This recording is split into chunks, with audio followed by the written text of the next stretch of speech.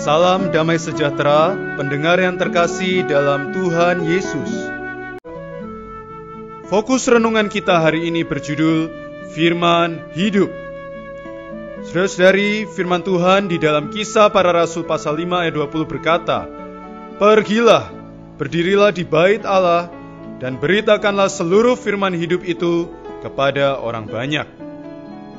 Kristus adalah Allah, dan Kristus adalah Roh Kudus. Hidup kekal dan ilahi yang adalah Allah, Roh Kudus dan Kristus diwujudkan di dalam firman.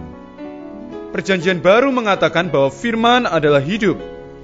Hidup ini diwujudkan bukan hanya dalam firman yang dibicarakan oleh Allah, tetapi juga dalam firman-Nya yang kita beritakan.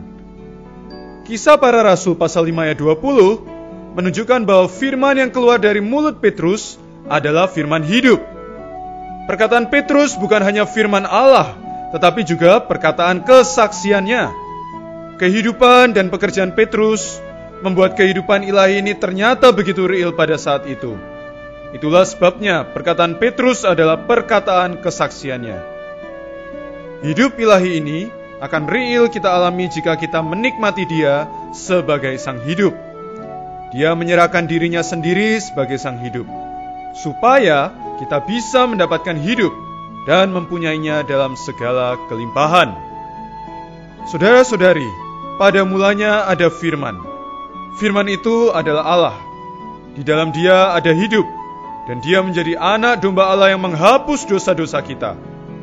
Anak domba tersebut menjadi roh yang menghidupkan, untuk memberikan dirinya sendiri sebagai Sang Hidup kepada kita. Saudara-saudari, hari demi hari dan waktu demi waktu, kita perlu berhubungan dengannya. Ketika kita membaca Alkitab, kita perlu berhubungan dengan Dia. Tidak hanya dengan melatih pikiran kita, tetapi juga dengan melatih roh kita. Ketika kita melatih roh kita untuk menjamah firman, kita menjamah pohon kehidupan. Pohon kehidupan dan pohon pengetahuan masih bersama kita hingga hari ini.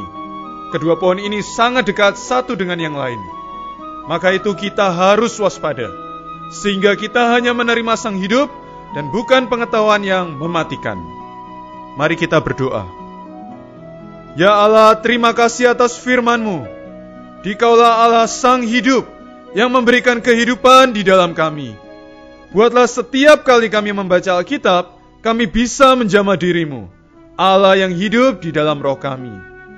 Dalam nama Tuhan Yesus, kami berdoa. Amin. Sekian renungan kita hari ini. Sampai jumpa besok.